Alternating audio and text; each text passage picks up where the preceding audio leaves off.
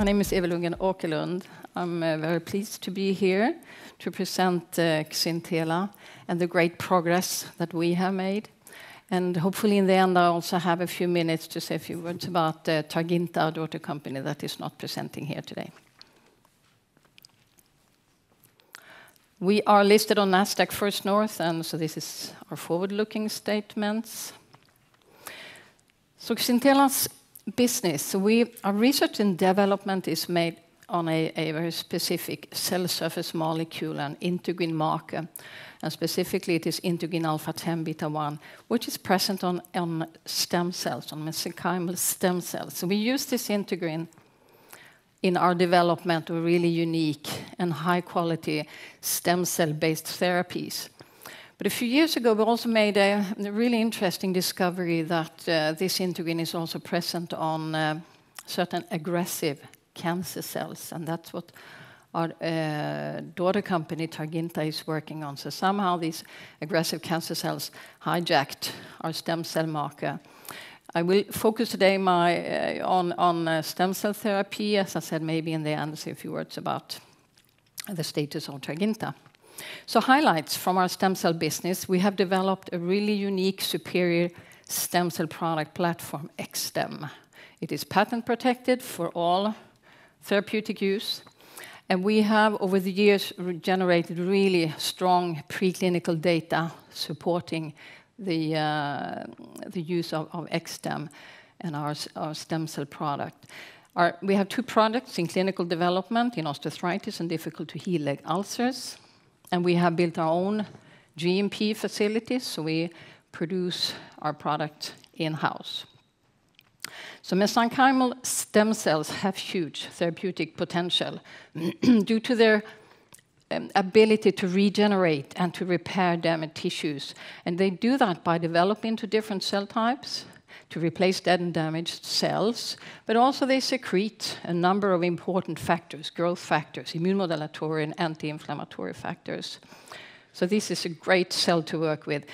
We isolate our MSCs from adipose tissue, so they are allogeneic, donated. So this is a very common source. It's not unique to isolate MSCs from adipose tissue, but what we do is really unique and is very important. So we use this integrin marker, cell surface marker, then to select, by using antibodies, to select the MSCs, because it is known, and it is a problem, has been a problem over the years, that MSC preparations from any source are heterogeneous, and that varies from donor to donor, from source to source. So of course, that will have a great impact on identity, purity, potency, and so on of your product. So what we do with our integrin alpha-10, this really great stem cell marker, we can select and select out the real MSCs from the preparations to get homogeneous MSCs, high-quality MSC preparations, and that's XSTEM. We have shown here great functional advantages, improved differentiation, increased secretion of these important factors, and also increased homing to damaged tissue. And also, of course, it's reproducibility and consistency, extremely important between batches and between donors. So this is a great advantage. Our pipeline is in the product. And what I mean by that is that it's the same product, XSTEM, that we use to develop therapy for different indications. We are in 2 clinical studies for osteoarthritis and difficult-to-heal leg ulcers. We have also performed or completed preclinical studies in ARDS, so that is also in line to go into clinical. And we have other indications in discovery. We also have a horse product, XSTEM, for treatment of joint diseases in horses. So osteoarthritis, progressive degradation of cartilage, affects the whole joint, really painful, debilitating, and many of us suffer from this disease. Today we treat symptoms, pain, but there is no effective treatment. And many of us end up with joint replacement. And you understand this is a huge and it's a growing billion-dollar market. We have demonstrated safety and efficacy in 2 equine horse OA models. So in these studies, the equine, but integrin alpha selected MSCs were injected into the joint, into the horse joint with OA, post-traumatic OA, and then compared with untreated. And we can see, I can't go into any details here today, but this is published, and another paper also about to be published. But we can see significant less cartilage damage and bone sclerosis in the horses treated with our MSCs. In a more recent equine study, we also studied lameness. So this is Xintela in Swedish, and that means pain in the horses. So we have demonstrated also with injection of MSCs, MSCs in this OA model, we can significantly reduce the lameness in the horses in comparison with horses with OA that were not treated. So this is really, really great data. And I will show you another, I think it's a beautiful, beautiful experiment really showing mechanism of action of our MSCs. In this case, we labeled XSTEM, our human product, with iron and with a fluorescence marker so we can actually trace the MSCs. And they were injected into a joint, a rabbit joint here, with a cartilage damage. After injection, this is 4 days after, we can see how this damage, this hole is filled up by the MSCs. So they actually, they find their way to the damage. And when we look deeper into this, we can see regenerated cartilage tissue. We can see that this tissue is full of the labeled MSCs that directly participate in the regeneration, in the repair of the cartilage. So this is really unique data. No one has shown this kind of data before. So with these preclinical results, we really believe we have great support to our aim to develop a disease-modifying osteoarthritis drug to stop further development of osteoarthritis, regenerate and heal the cartilage, and reduce the need for joint replacement. And this is a one-step procedure, a simple procedure, injecting the stem cells into the joint. So now, of course, we're very much looking forward to data from our first-in-human clinical study ongoing in Australia. This is a dose escalation study, 3 doses. Up to 54 patients will be studied. It's a single intra-articular injection. Safety and preliminary efficacy is assessed every 6 months, up to 18 months. The status now is that we have performed a first dose level, so that is completed in 8 patients, and the second dose level is ongoing. The next clinical study that we have started is difficult to heal venous leg ulcers. And these ulcers do not heal within 6 weeks. Very painful, debilitating, and affects a huge number of individuals. This is 4% over 65. And it really takes a big chunk of the healthcare budget. As with OA osteoarthritis, there is no effective treatment available. Also a big market and a growing market. Also here we have in a preclinical model really shown great healing effect of XSTEM, where we could, in a wound study, we could show that XSTEM treated the wound, so it really looked very similar to the original skin in these pigs. The clinical study that is ongoing in Linköping is on 12 patients. A single dose of XSTEM will be applied topically to the wound. And we assess safety, preliminary efficacy after 10 weeks and also after 6 months. And the status here is that recruitment of patients is ongoing. So we have some really exciting milestones to look forward here in 2023 with clinical data from our venous leg ulcer study with safety and efficacy results early in 2023. For the clinical OA data during 2023, we expect safety results from all dose levels and also early efficacy signals. We also plan to expand, with this fantastic XSTEM product, we also expand to clinical development of this product to other indications within musculoskeletal diseases and also skin complications. And also we expect to establish manufacturing collaborations with using our GMP manufacturing facility here in Lund. Our commercial strategy for XSTEM is to enter into commercial deals after safety and preliminary efficacy readouts, so after phase 1, 2A. And this we see can happen already in 2023. As I mentioned, we will have efficacy data early in 2023. Osteoarthritis, we have readout every 6 months.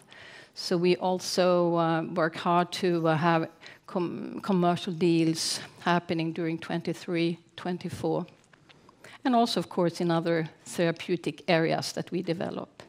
Our strategy is also to partner XSTEM for clinical development and therapy of other medical indications, actually any indication that a partner is interested in. And that also includes ARDS.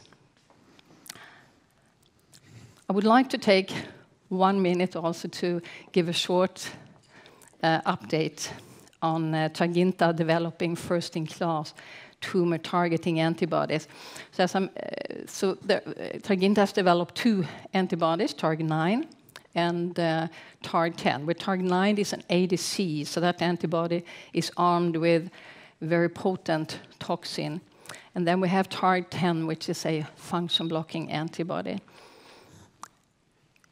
And the team at Targinta has developed really great efficacy data in preclinical models. To the left there, you see an animal model where with the ADC, where we see reduced glioblastoma tumor growth.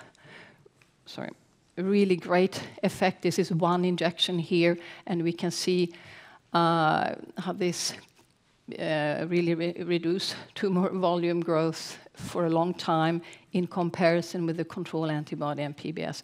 Really exciting data.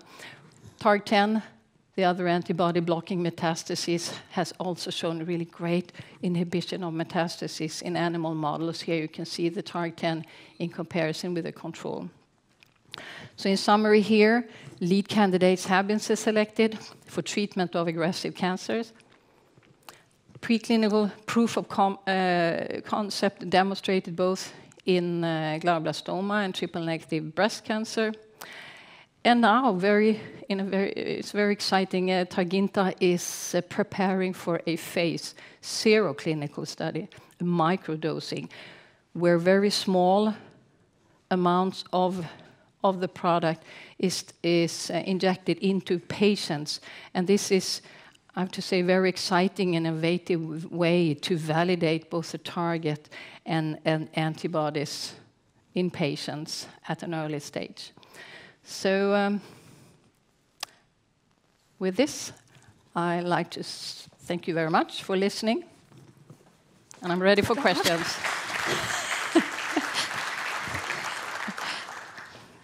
Hi, thank you very much for a very interesting presentation. As I am in the MSc field too, I have one question.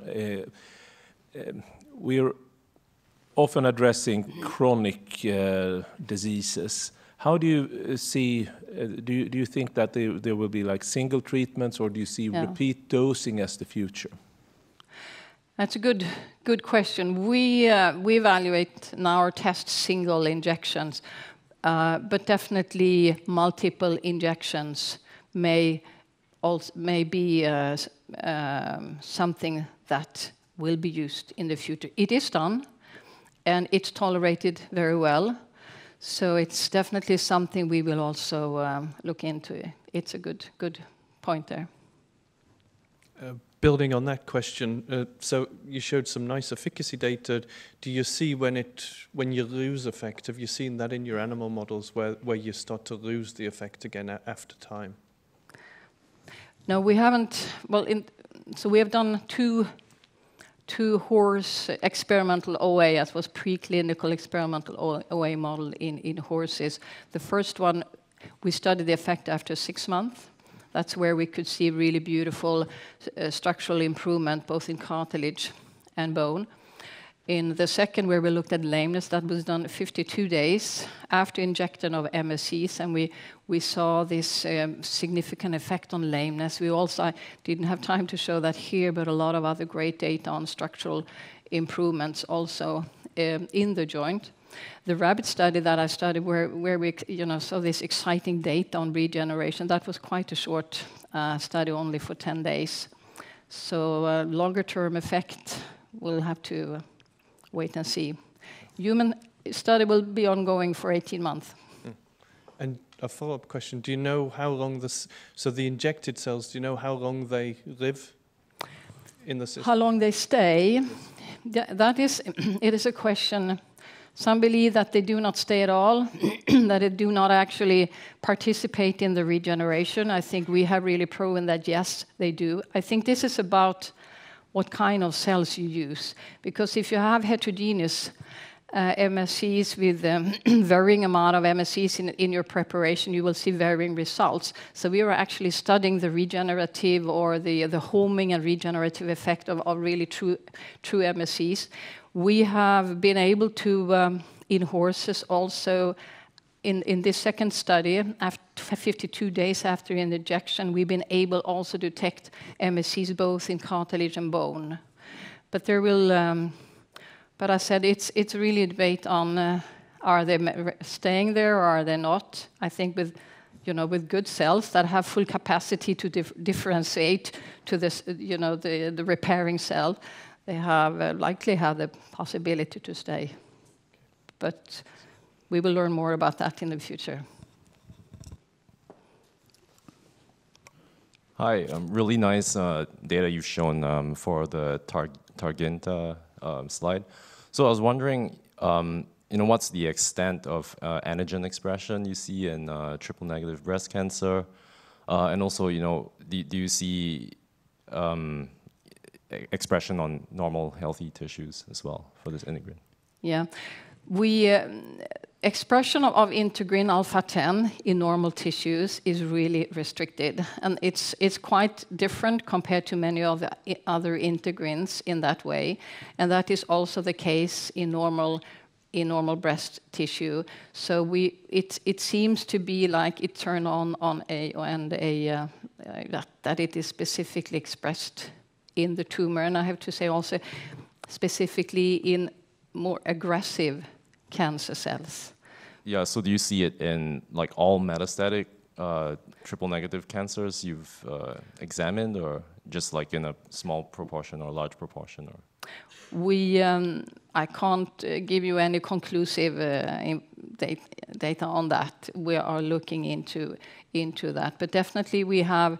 I can also say, if we go back to look at cells, I mean, there are many different cell lines that are more or less, come from more or less aggressive breast cancers, and we can definitely see much higher expression in the breast cancer cell lines from triple-negative breast cancer or from these tumors that are more aggressive.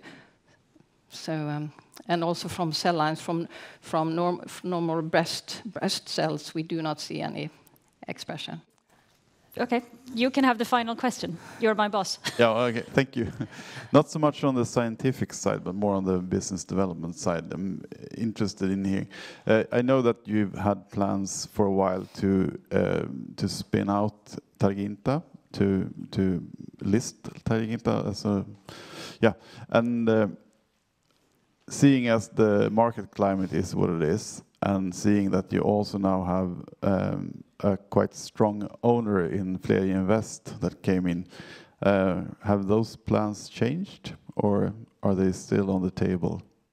And we announced, I think that was Thursday, Friday, we also had a press release out about this exciting new development plan for Targinta going into a clinical phase 0. We also explained that to raise financing for this development will not come from spinning out and listing Targinta, and that is definitely due to this exceptionally terrible market climate that we have now. We had planned earlier this year actually to spin out Targinta. We postponed that to the fall, hoping that the climate would be better now, but we know that it is not. So we definitely are looking to other options to finance Targinta's further development. Yeah. And with that, I think we say thank you to Evy. Thank you very much.